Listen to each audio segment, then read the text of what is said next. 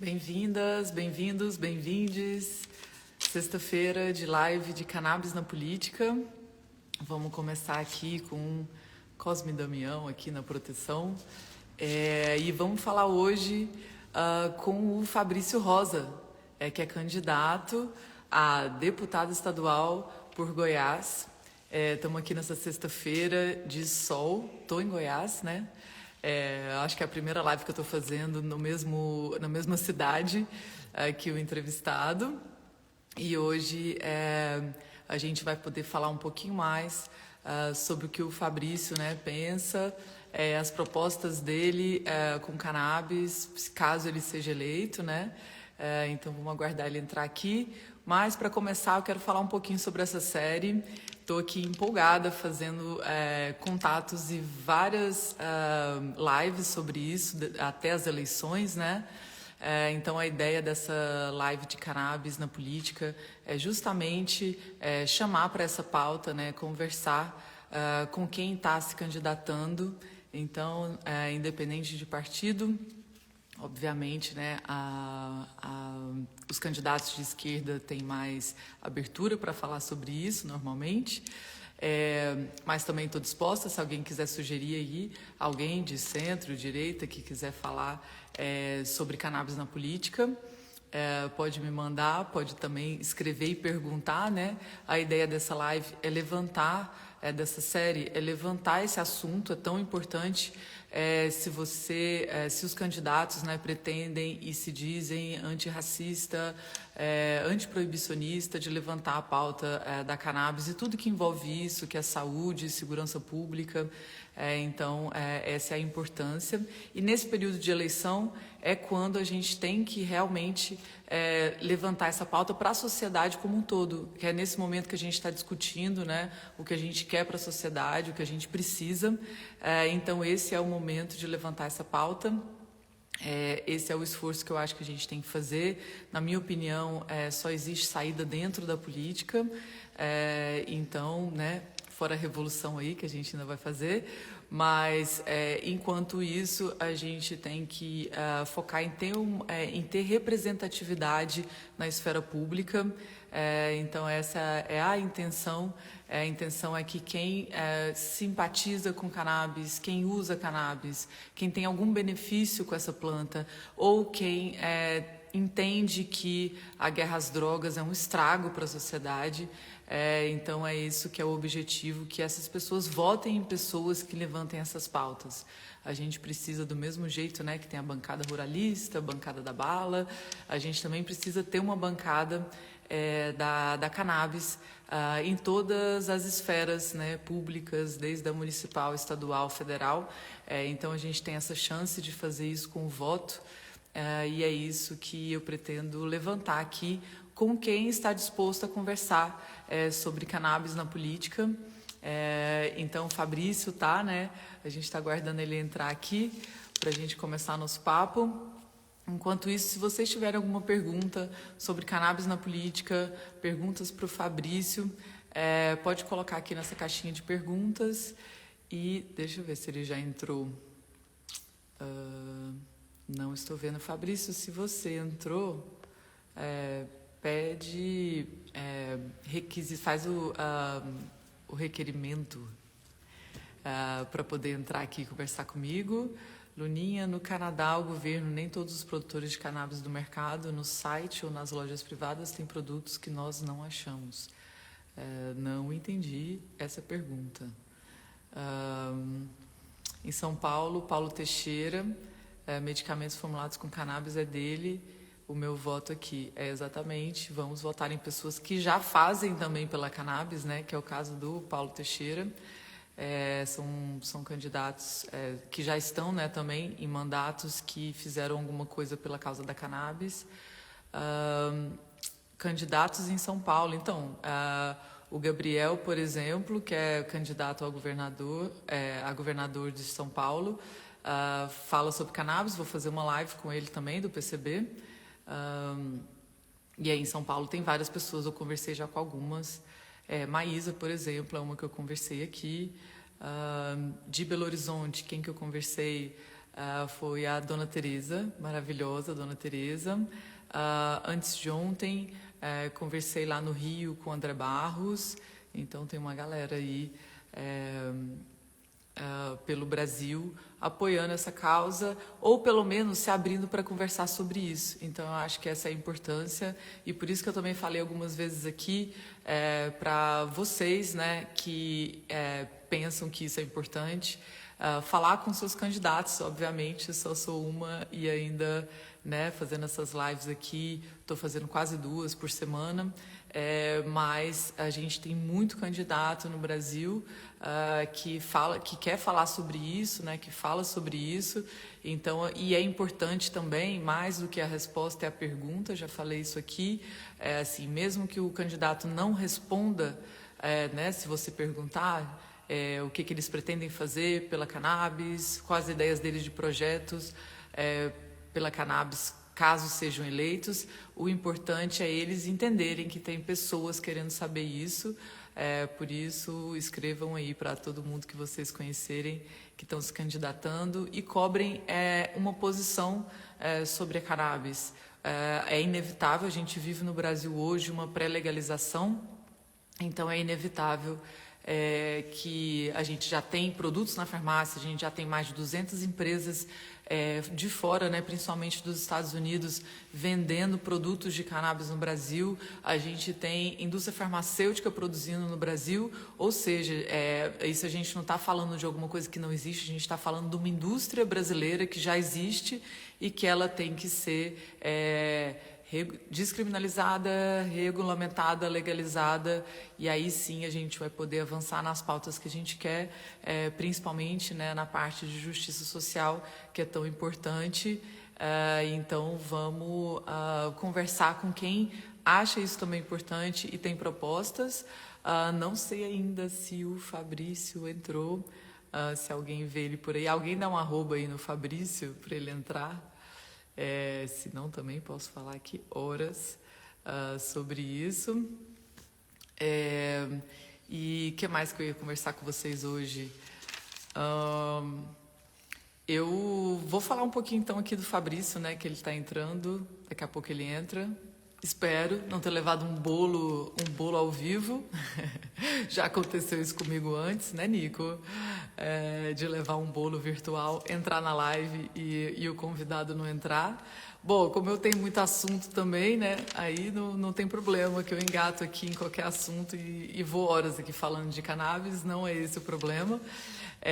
Mas eu estou super feliz e espero que o Fabrício entre para a gente conversar, porque a gente que é da comunidade canábica em geral, a gente não tem um bom relacionamento com a polícia, né?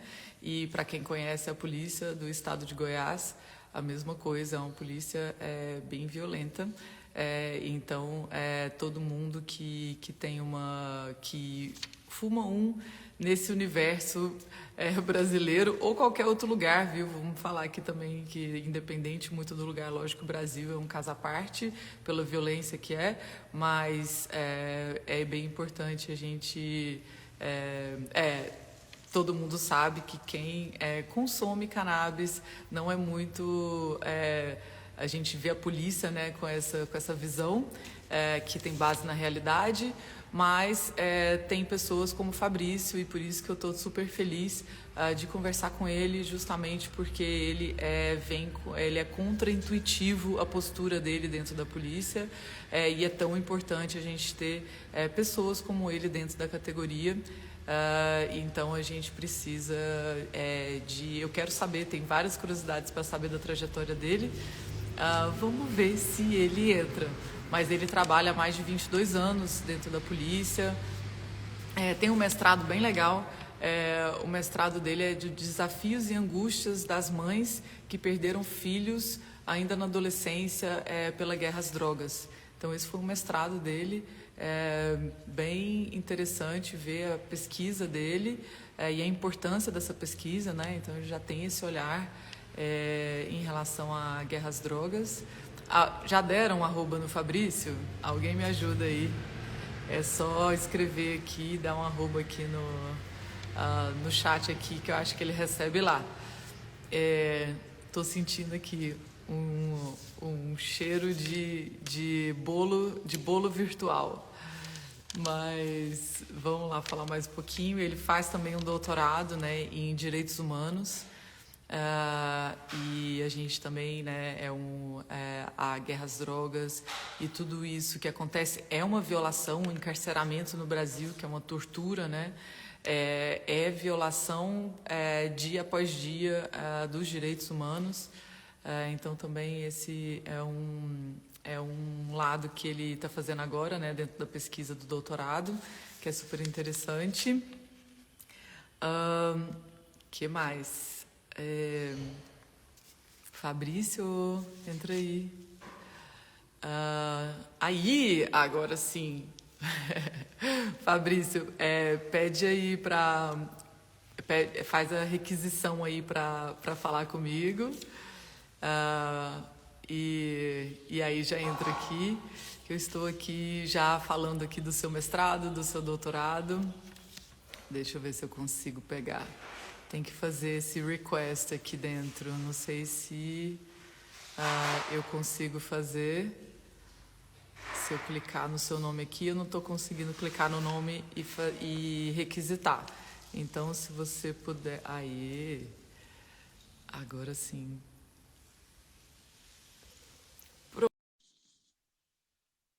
Vamos ver se entra. Olá, Fabrício. Oi, Luna, você consegue me ver e me ouvir? Consigo. Ah, que maravilha, eu estava preocupado. Oi, pessoal, boa tarde, como é que vocês estão? Tudo bem? Boa tarde a todo mundo que está aqui, grande felicidade de estar com vocês. Que bom, Fabrício, obrigada por ter entrado. Eu estava achando que eu tinha levado um bolo virtual. Eu tô, eu tô aqui na comemoração de 10 anos do nosso programa de doutorado e mestrado na Universidade Federal de Goiás. E aí acabou que as atividades aqui atrasaram, até peço desculpa pelo atraso, viu? Tamo junto, gente.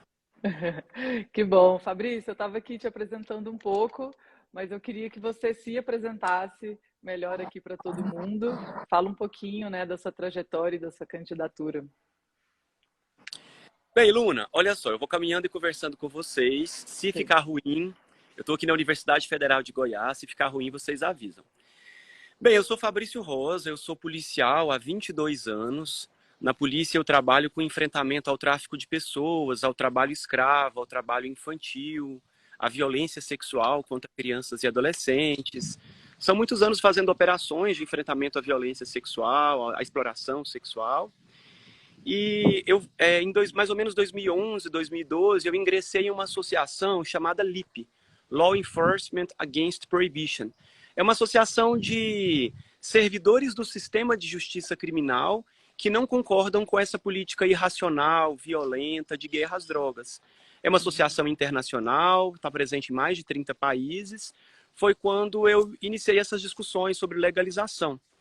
Naquele período, eu participava de operações policiais e continuo participando, mas naquele período com mais intensidade, onde nós prendíamos pessoas devido a essa política de guerra às drogas. E me causava algum constrangimento, muito constrangimento, na verdade, o fato de aprisionarmos especialmente mulheres, mães, com crianças no colo, com bebês no colo, e mandarmos para a cadeia essas mulheres porque elas estavam comercializando substâncias que foram política e aleatoriamente colocadas na ilegalidade.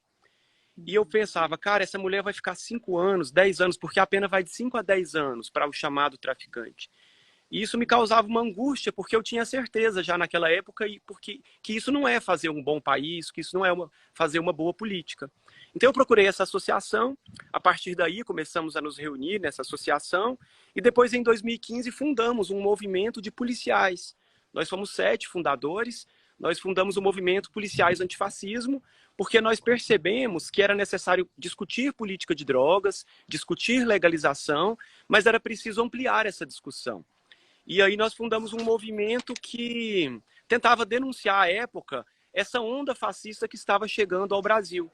Esse movimento é pré-golpe e a gente queria discutir democracia, direitos humanos e também denunciar a política genocida, racista de guerra às drogas. Então, há 7 anos eu faço parte do movimento Policiais Antifascismo e também faço parte de uma rede de policiais LGBTQIA+. Essa rede se chama Renosp, ela existe desde 2010, ela nasceu para enfrentar a homofobia, a transfobia dentro da polícia, mas depois a gente passou a acolher casos nas ruas. As pessoas começaram a reconhecer a nossa rede e muita gente tem medo, tem vergonha de denunciar, e aí começou a nos pedir para ajudar as pessoas a irem para a delegacia, para a defensoria, para o Ministério Público. Então é mais ou menos com isso que eu trabalho. A candidatura também parte um pouco disso. Eu sou um dos organizadores da Marcha da Maconha de Goiânia. Inclusive, a marcha vai acontecer no dia 24 de setembro, 4h20, aqui na Praça Universitária. Se você é de Goiânia e está nos assistindo, de Goiás, venha contribuir. A marcha que tem 2 anos. É uma luta muito difícil, especialmente contra o Estado, que nos violenta a cada uma das marchas. Mas a gente segue na luta, viu, Luna? É isso. Muito bom, Fabrício. É uma alegria te ouvir falar, assim, eu lembro que a primeira vez que eu comecei a te seguir, né, acho que mais de ano agora, eu comecei a te seguir porque é contraintuitivo tudo que você faz, que você acabou de falar pra gente, dentro da instituição, né, que você trabalha e que você trabalha aí há tanto tempo, né? Então isso é uma coisa que pra gente que é de fora, assim, né, que não tá dentro desse universo, a gente fala, nossa, que legal, não sabia que existia um coletivo desse dentro, né, da polícia, não sabia que existiam pessoas fazendo isso dentro da polícia. Então, eu acho que essa é na sua caminhada né, de luta, com certeza, de enfrentamento dentro da instituição, é tão importante assim. Então, quero te parabenizar aí pelo que você faz e pela sua trajetória, tanto na prática quanto também na carreira acadêmica, né, que você está aí na UFG. E aí eu queria te perguntar, eu lembro também que a gente entrou em contato quando aconteceu aquela chacina lá na Chapada, que foi recente, né? Acho que tem menos de um ano, acho que foi janeiro, dezembro, alguma coisa assim do ano passado. E eu lembro que você prontamente falou, não, eu vou olhar o que está acontecendo. E eu queria saber com isso, qual seria assim, o seu posicionamento, né? Em caso você seja eleito, em relação assim, o que você pretende fazer pela cannabis ou para esse enfrentamento aí, né, dentro da esfera pública, o que você pretende fazer para a comunidade canábica aí? Ei, Luna, olha só. Aqui em Goiás, só curiosidade, você é de qual estado? De Goiás, estou aqui em Ah, você é Goiânia. de Goiás? Uhum. Ah, coisa boa, olha só. Aqui em Goiás, você deve saber então, Goiás é um dos estados mais marcados pela violência policial. Para você que está em casa, que está nos assistindo, para você que está nos acompanhando, de cada 100 pessoas que foram assassinadas em Goiás no ano de 2020, de cada 100 pessoas, 1/3 delas foi assassinado pela Polícia Militar de Goiás. Isso é um índice considerado gravíssimo, alarmante. A Organização das Nações Unidas, a ONU, ela considera que já é alarmante nós temos um índice de 10 para cada 100. Em países que o Estado mata 10 pessoas para cada 100, isso é considerado algo muito grave para as Nações Unidas. A média no Brasil é 12 para cada 100. O Estado é responsável no Brasil por 12 mortes. E aqui em Goiás é 30%. Isso é muito alto, esses dados são do Fórum Brasileiro de Segurança Pública. Quando você pega um outro índice para comparar, por exemplo, a quantidade de policiais mortos nos chamados confrontos, não se admite acima de 20 civis mortos para cada policial, nos dados internacionais. Aqui em Goiás são 210 civis mortos para cada policial morto. Todos os índices de letalidade, de comparação internacionais, o Brasil está muito grave e Goiás está 5 a 10 vezes mais grave que o Brasil. A política, que é uma política que aposta na belicosidade, na guerra. Você vai ver o governador Caiado colocar imagens da polícia militar, imagens de armas, para fazer propaganda, porque concurso que é bom e valorização dos policiais não tem, aumento de salários dos policiais não tem, política de combate à depressão, ao suicídio, à ansiedade, que é muito comum na polícia, não tem. Então, o que tem é marketing utilizando a polícia, a mesma coisa que o Bolsonaro faz. O Bolsonaro faz muito marketing, mas não teve reposição salarial para os policiais. O número de policiais de 10, 20 anos atrás, federais, rodoviários federais, policiais penais federais é o mesmo, a reforma da Previdência para os policiais que não são militares foi muito grave. Então, utiliza-se a política para fazer marketing, mas não há política de segurança pública efetiva. Não se fala em mudança da arquitetura do sistema. Por exemplo, desmilitarização. É importante a gente desmilitarizar as polícias. Você que está nos assistindo, mais de 95% das polícias do mundo democrático são civis. Militar é formado para a guerra. Nós não temos que formar os policiais para a guerra. O policial tem que ser formado para garantir direitos. O policial tem que ser formado para, quando ver um LGBT ameaçado, violentado, ir lá, intervir e ficar do lado do LGBT. E não intensificar a homofobia. Quase a metade das ocorrências que a polícia atende é de Lei Maria da Penha. O policial tem que ser formado para atender as mulheres. Então, é para garantir direitos que serve a polícia. Mas, infelizmente, nós temos uma polícia que aposta na guerra, que aposta na belicosidade. Então, isso tem que ser transformado. Em sendo deputado federal, e aqui eu já peço o voto de cada um de vocês que está nos assistindo, o meu número é 13200, do Partido dos Trabalhadores 13, e 200 dos 200 anos da independência do Brasil, da notinha de R$ 200, que é a nota mais alta, enfim. Eu já peço o seu apoio. É um mandato que vai ser nada mais que um instrumento de luta. Nós já fazemos várias lutas pelas crianças e pelos adolescentes, pelos maconheiros, pelos LGBTQIA+, pelas prostitutas, pelas travestis, e vai ser um local de luta para esses grupos que são eternamente vulnerabilizados. Então, o mandato é esse instrumento, e a gente quer construir com muito carinho e com muita coragem e com muita revolução esse mandato, viu, Luna? Ô, Fabrício, tem alguém na sua equipe assim que entende mais de cannabis, ou tem um grupo de trabalho assim, focado mais nessa parte, ou você trabalha junto com a galera aqui da Marcha da Maconha? Como é que funciona isso dentro aí da sua proposta de mandato? Olha só, você perguntou e eu nem respondi, eu viajei aqui em várias outras pautas. Mas eu faço parte do coletivo Mentes Ativa, que é o coletivo que organiza a marcha aqui em Goiânia desde sempre. Faço parte também da equipe do Curando o Ivo, do Felipe Suzin, acho que você deve conhecer. No mestrado também eu pesquisei a política de guerra às drogas, foi o tema de mestrado. Na verdade, eu entrevistei mães que estavam em luto porque perderam os filhos adolescentes para a violência. Eu trabalhei com 26 casos de adolescentes que foram mortos. E eu queria compreender o porquê esses adolescentes foram mortos na capital. É um índice muito alto também, acima da média nacional de mortes de adolescentes. E aí o que a gente chegou ao resultado foi que a metade morrem devido à violência policial e a metade devido às consequências nefastas da política de guerra às drogas. Então, eu pesquiso essa área e na equipe a gente tem algumas pessoas também que são antiproibicionistas, nós temos maconheiros e maconheiras na equipe, temos algumas pessoas que atuam tanto na questão da cannabis medicinal, mães que têm filhos autistas, mães que têm filhos com doenças raras, mães que têm filhos com fibromialgia, enfim. No nosso grupo temos mães que lutam pela maconha medicinal e temos pessoas também que são referências em Goiás, como Marcelo Soldan, o Guilherme Borges, pessoas que pesquisam a política pública de drogas nas suas várias perspectivas sociológicas, psicológicas, medicinais. Algo que eu tenho chamado muita atenção é sobre as comunidades terapêuticas.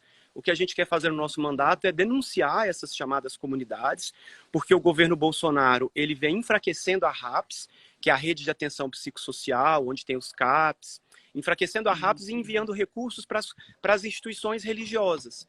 E essas instituições, de certo modo, retiram as pessoas de um aprisionamento e lançam em outro aprisionamento. Eu já fui em muitas comunidades terapêuticas, para mim ali nada de comunidade tem, de terapêutico muito menos. Eu fiz parte do Comitê de Combate à Tortura 2 gestões, a gente visitou várias.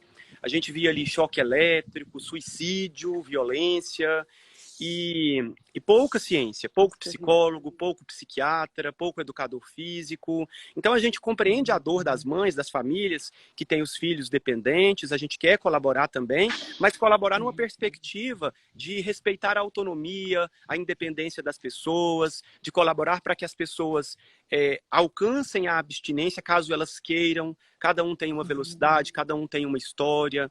Então, o nosso mandato vai nessa perspectiva de regulamentar, dentro do que for competência estadual, regulamentar a maconha medicinal em Goiás, numa perspectiva de fortalecimento do SUS, de comprometimento do poder público para que as pessoas possam ter acesso gratuitamente a todos os derivados da maconha medicinal, não apenas ao CBD, mas todas as outras, os mais de 100 elementos químicos terapêuticos que a maconha medicinal tem. Então é nessa perspectiva do respeito aos direitos humanos, da denúncia de violações de direitos humanos, que essa política como um todo causa na nossa comunidade, especialmente entre os jovens pobres, pretos, periféricos. E você está convidado a colaborar também, caso você queira, e quem está Com assistindo também. certeza. Com certeza, é isso que eu ia falar aqui agora. Conta comigo para qualquer coisa que vocês precisarem aí, principalmente da parte, né, de ciência da cannabis, que é a parte que eu pesquiso mais, e também sobre a indústria, né? Goiás e Goiânia, né, passou na Câmara Municipal, então acho que isso já é um pioneirismo aqui também, de ter isso, de ter projetos de leis na esfera municipal. E ouvindo você falar, assim, a gente fica muito feliz, assim, porque realmente você conecta, assim, esses pontos todos, né? Você falou das comunidades terapêuticas, que de terapêuticas não tem nada, então, assim, é muito importante ter esse tipo de visão. E aí eu queria perguntar como é que isso é recebido entre, assim, os seus pares, tanto na sociedade em geral, mas quanto dentro da polícia, como é que os seus posicionamentos, que são tão claros, tão, assim, como eu disse, contra-intuitivos dentro da categoria, como é que isso é recebido e como você tem visto, assim, que sua postura tem, talvez, modificado ou aberto, assim, os olhos de algumas pessoas da sua categoria? Olha, a minha categoria replica o senso comum. No senso comum, as pessoas são preconceituosas, desinformadas. O preconceito e a maldade derivam muito da desinformação. Então, a categoria replica esse senso comum que coloca o maconheiro como um criminoso, como um doente. E nós sabemos que a maior parte das pessoas que fazem uso são pessoas que simplesmente estão optando pela liberdade de fazerem o que bem querem com seus próprios corpos e de terem acesso ao prazer, de terem acesso à felicidade, de terem acesso a novas experiências. Mas também na categoria tem muita generosidade, tem muito compreensão. O movimento Policiais Antifascismo faz parte da carta de fundação e faz parte do estatuto para qualquer um que quiser ingressar ser antiproibicionista e ser antipunitivista. Então, nós somos 1.500 no Brasil. Nós nascemos há 7 anos apenas com 7 policiais. Hoje nós somos 1.500. Então, existe segurança. 1.500 é pouco para a quantidade da segurança pública no Brasil, mas é alguma coisa. Então, tem muito antiproibista na polícia.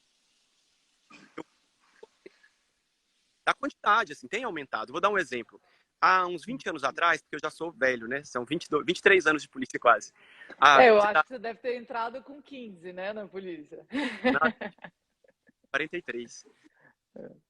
Há uns 20 anos atrás, quando a gente falava da pauta LGBT, era um escândalo, era algo gravíssimo. Mas tinha que se falar, porque a abordagem, a polícia toca no corpo das pessoas, a revista pessoal, o nome social, o documento, enfim, tinha que se falar. Hoje eu vejo que, não vou dizer que está naturalizado, mas avançou muito. E a maior parte dos policiais agem com generosidade. Tem muita homofobia também, transfobia, mas a gente vê que nós avançamos. Na pauta da legalização é a mesma coisa. Há uns 15 anos atrás, eu lembro que teve uma pesquisa da Folha de São Paulo e apenas 5% da população era a favor da legalização. Hoje, eu vi uma pesquisa há um ano atrás, mais ou menos, 35% era a favor. Olha como nós avançamos. Então, na polícia é a mesma coisa, um pouco mais lento. Mas também, dentro da polícia, replica-se essa visão do senso comum, da mídia.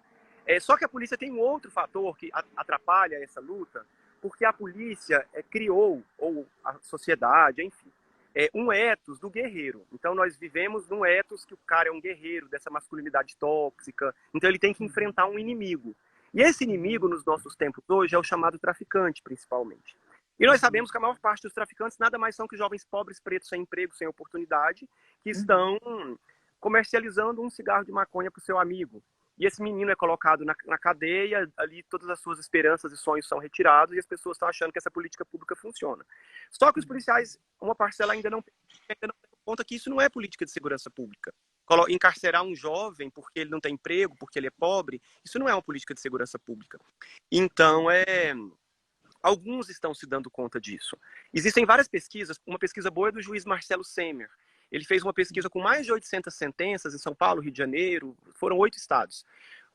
E ele verificou que 90% das ocorrências, os chamados traficantes estavam com menos de 50 gramas de maconha ou de cocaína, os chamados traficantes. E na polícia a gente já sabe disso. Na Polícia Rodoviária Federal, que é onde eu posso falar, 99% das ocorrências ninguém está armado, não tem troca de tiro.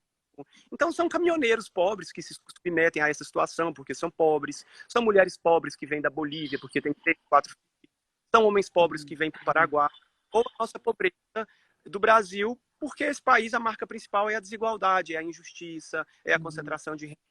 Enfim, o que a gente quer é que os policiais se deem conta disso e se revoltem contra esse sistema e não aceitem esse sistema e não aceitem ser instrumentos das elites, não aceitem ser instrumentos dessa política genocida, assassina, irracional, violenta, porque a polícia tem mesmo que verificar homicídios.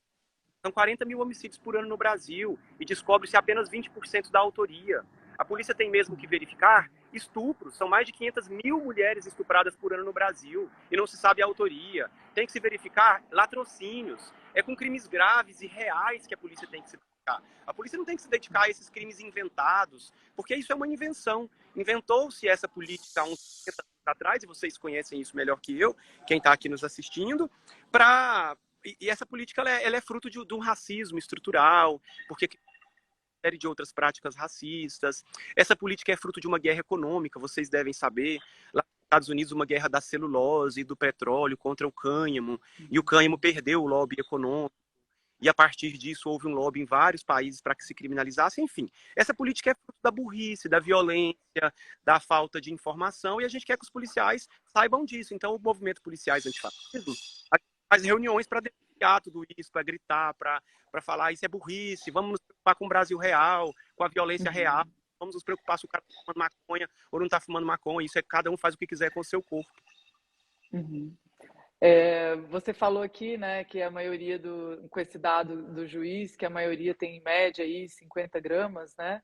E quando você vê num país como o Canadá, que cada pessoa pode ter na bolsa ou no bolso 30 gramas legalizada, né? E aí isso é a quantidade que você pode comprar por dia dentro de um dispensário. Então, assim, a gente vê. E agora no Chile não, na Colômbia, eles estão querendo passar 40 gramas para uso pessoal, justamente, né, para as pessoas, para poder sair das pessoas terem essa quantidade e serem presas, né? Isso fazendo uma comparação aí para a gente ver como isso é pouco ou é aceitável em vários países que estão um pouco mais avançados nessa política de drogas. E uma coisa que eu acho interessante também que você colocou é como a guerra às drogas também, que a gente fala às vezes que ela é uma guerra falida, que não venceu, mas é muito importante ver, né, que benefício que ela traz, essa guerra às drogas. Então, ela tem toda uma categoria, tem pessoas que se beneficiam, tem um dinheiro envolvido, né? Principalmente assim, quando a gente pensa das pesquisas que são financiadas, né? Toda a estrutura da polícia que é financiada e que gera aí essa opressão, ela tem aí sim muita gente se beneficiando disso por trás, e é por isso que ela continua. Então, quando você fala, né, dessa postura de vocês e dessa mudança de pensamento, é essencial dentro da polícia, né? A gente já está aqui encaminhando um pouco para o final. Eu queria saber de você, assim, que você, né, chamasse aqui as pessoas e falasse um pouquinho mais assim do que você espera com esse mandato. E como eu disse, eu estou super aberta, principalmente por ser daqui, né? E por coincidência, eu falei, eu sou a primeira pessoa que eu estou entrevistando que eu estou na mesma cidade. Então, estou super disposta a colaborar com o que eu puder, dentro do seu mandato e fora também. Inclusive, se você achar e quiser, eu faço super questão de conversar com alguma reunião com os policiais para a gente poder conversar sobre isso. Acho que é super importante também ter essa visão de como já está acontecendo em outros lugares. A minha pesquisa, né? Eu passei os últimos 4 anos no Canadá fazendo uma pesquisa dentro do mercado legal. E, então, eu acho que isso também traz informações e faz questão de dividir do jeito que você achar que funciona melhor aí, em qualquer área, pode ser na Marcha da Maconha, junto dos coletivos que você participa aí. Como eu disse também, eu estou super feliz de te ouvir e acho que a galera aqui, pelo tanto de coraçãozinho subindo, também você é a pessoa né, que a gente precisa dentro da esfera pública, defendendo tudo isso, porque eu sempre falo que a gente, como né, a sociedade civil ou empresário, a gente consegue atingir poucas pessoas, pontual, e quando a gente fala da esfera pública é mais rápido e mais efetivo, apesar né, de ter esse trabalho todo, mas a gente consegue ampliar essas políticas com mais rápido, né? E também atingindo você representando aí o Estado, não só o local que você trabalha, mas o Estado como um todo. E esperamos também te ver um dia aí no federal, né? Que eu acho que com o que você defende, acho que você devia estar também no federal. Mas é isso, eu quero deixar esse espaço aqui para você falar um pouquinho mais da sua candidatura, chamar aí a galera e conta com a gente. Ei, Luna, obrigado. Obrigado você que está nos assistindo. Olha só, o nosso número é 13.200. Eu sou candidato a deputado estadual. São 41 deputados estaduais, todos homens milionários, a maior parte pelo menos, poucas mulheres, nenhum LGBTQIA+, nunca houve. A Assembleia Legislativa vai fazer 200 anos daqui 8 anos. E nós nunca tivemos um LGBTQIA+, pelo menos militante, declarado, assumido, nunca tivemos. Eu acho que é importante. A diversidade, ela dá uma intensidade diferente para a nossa capacidade de buscar respostas para os problemas. A diversidade traz outras possibilidades. É preciso que todos nós estejamos representados. Mulheres, negros, LGBTQIA+. Então eu conto com o seu apoio ali. Não só os milionários podem chegar nesse espaço de poder. E Goiás não é feito só de conservadores. A gente anda nas ruas, nos bares, nas boates, a gente vê que tem muita gente progressista. Aqui não é só terra do sertanejo e do agro. Tem muita gente que trabalha com direitos humanos, tem outros olhares para o Estado. Então a gente precisa se unir em torno de candidaturas viáveis. Eu conto com o apoio de cada um de vocês. E falando um pouco mais de antiproibicionismo, ser a favor da legalização da maconha não tem nada a ver com incentivar o uso. É preciso que você compreenda isso. Não tem nada a ver com incentivar. Vou dar um exemplo da minha prática policial. Quando eu entrei na polícia há 22 anos atrás, lá em 2000 mais ou menos, eu prendi pessoas por mendicância. Olha que loucura. Porque estava na legislação, meu comandante me mandava prender, eu era policial militar, e a gente prendia. E aí, levava para a delegacia, de repente fazia um documento lá e soltava a população de rua. Essa é uma questão social. Essa não é uma questão do direito penal. Então, quando eu falava isso já pro meu comandante, falava, comandante, não tem nada a ver prender pessoas em situação de rua, porque elas estão na rua. Aí tinha um crime chamado mendicância e vadiagem. Aí ele falava, então você é a favor da mendicância? Eu falei, não sou a favor de nada, eu só acho que não é o instrumento e o remédio correto. E teve algo pior do que isso me envergonha. Eu prendi uma mulher por adultério, porque também meu comandante, sim, várias pessoas prenderam essa mulher por adultério. Na época, o adultério era crime. E aí também eu denunciava, falava, cara, mas não tem nada a ver prender uma pessoa por adultério. Aí não, mas está na legislação, tem que prender, não sei o quê, a gente recebeu a denúncia. E aí as pessoas falavam, então você é a favor do adultério? Eu falei, não sou a favor do adultério, mas simplesmente não é a cadeia e o penal que vai resolver essas questões, cada um faz o que quiser. Não sou a favor nem contra. Não ia ter cadeia, né, para todo mundo que fizesse adultério. Exatamente. E a questão da legalização é a mesma coisa. O direito penal, a cadeia, o camburão, o delegado, o presídio, não é a política pública para se discutir a questão de drogas. Cada um faz o que quiser com o seu corpo. E você ser antiproibicionista não significa que você está incentivando o uso. Cada um faz o que quiser. Muita gente pergunta assim, o Brasil está preparado para legalizar? Claro que está. Claro que está. Porque se legalizar, as pessoas não vão começar a usar do nada. Da mesma coisa que aqueles que usam não deixam de usar porque está na ilegalidade. Essa frase é uma frase conservadora e é exatamente a mesma frase que os senadores faziam lá na época da escravidão. Muitos senadores, quando a gente vai ler os discursos, eles falavam assim, mas nós vamos libertar os escravos, mas onde que eles vão morar? Onde que eles vão comer? Como é que vai ser? Onde que eles vão trabalhar? Será que o Brasil está preparado?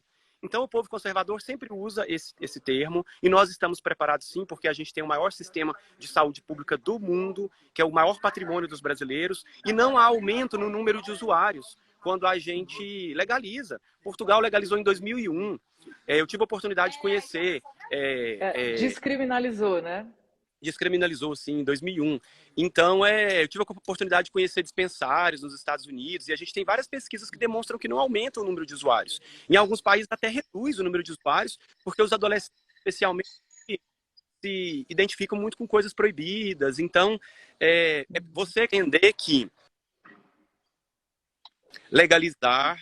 Você tem que compreender que legalizar não aumenta o número de usuários, defender a legalização não significa que você vai usar, e não significa também que a gente não tem sensibilidade para com as pessoas que que são adictos. Essa galera é uma minoria que precisa de acompanhamento, inclusive os recursos que hoje estão indo para as facções criminosas, bilhões de recursos, que o Brasil deixa de recolher mais de 200 bilhões de tributos, os recursos poderiam ir para a saúde dos usuários, especialmente daqueles que são educação também, né? Sim, então os recursos vão para as facções criminosas e o Estado deixa de receber recursos que poderia ir justamente para os dependentes. E os recursos vão para as facções se armarem contra pessoas, matarem pessoas. Então legalizar é uma medida racional. Eu tenho absoluta certeza que no futuro nós vamos nos envergonhar, como nós nos envergonhamos da escravidão. A política proibicionista é a escravidão do século XX e XXI, e a gente está nessa luta. Eu não tenho nenhuma vergonha dessa luta, pelo contrário, eu tenho muito orgulho de estar nessa luta, porque essa luta é para salvar a vida. Não é possível que o nosso país só ofereça cárcere para o jovem pobre. Você vai nos bairros, não tem cultura, não tem esporte, não tem lazer. O nosso país só oferece cárcere, camburão, morte. Então a gente vai mudar essa realidade e nós precisamos eleger uma bancada comprometida com a mudança dessa realidade. Para encerrar, o presidente Lula está com 40%, mesmo aqui em Goiás, que é um estado conservador. A gente precisa replicar isso nos mandatos de deputados federais. Nós temos excelentes nomes: Adriana Corse, Rubens Ottoni, Edivar Madureira Brasil, o Valdir do MST, a Kelly Cristina, que organiza a Marcha da Maconha, a mãe da marcha aqui em Goiás, enfim. E temos excelentes nomes para deputados estaduais. Então a gente precisa replicar essa bancada para que a gente possa fazer uma transformação real dentro dos marcos da legalidade burguesa, dentro dos marcos do que está posto. O que a gente acredita mesmo é numa revolução, numa outra transformação, num outro país socialista. Mas dentro do que a legalidade burguesa nos permite, a gente vai fazer isso por enquanto, porque a gente precisa de vacina, de casa, de moradia, de comida, mas a gente vai lutar por um outro mundo possível, de plena igualdade e de plena liberdade. É isso, Luna, se deixar eu falo muito. Um outro homem é possível, né? Fabrício, mais encantado impossível, eu volto lá na Chapada dos Veadeiros, lá em São Jorge, e com certeza meu voto vai estar aí 300... eu fui a primeira marcha da Chapada, Chapada, e a gente escolheu a data de quando deu 6 meses da chacina da Chapada. Nós conseguimos formar um grupo muito interessante de professores, militantes, a galera da Chapada, de mais de 50 pessoas. E esse grupo, devido à mobilização que fez, conseguiu prender policiais. Cada um deles tinha 12 homicídios, 10 homicídios, 14 homicídios. Então a gente conseguiu paralisar uma grande máquina de morte. E eu fico muito orgulhoso disso. E aí, quando fez 6 meses da chacina da Chapada, nós fizemos a primeira marcha da maconha da Chapada, que foi linda, tinha indígenas. Deu umas 1.000 pessoas em São Jorge, foi a coisa mais gratificante que eu participei esse semestre. Legal, eu participei virtual, mandei um vídeo lá para a conferência que eles fizeram antes, mas daqui a pouquinho estou em casa. Fabrício, muito obrigada. Eu acho que isso é o que a gente quer, assim, que você resumiu aqui nessa live com tantos dados e tanta eloquência para falar, né, do que você acredita, e que é o que também eu acredito. É super importante. Então, galera, 13.200, a gente precisa do Fabrício representando a gente lá. Conta comigo, boa sorte na campanha, do que eu puder ajudar a gente se fala, e estamos juntos nessa missão. Obrigada, Fabrício. Obrigado. Se alguém quiser mais informações, é só mandar um direct aqui, que eu passo meu número. Enfim, a gente tem reuniões virtuais, a gente faz reuniões presenciais também. Quem quiser ajudar é só falar um oi que a gente conversa, tá bom? Beijo, muito obrigado pela oportunidade. Obrigada, bom fim de semana. Tchau, tchau. Obrigado.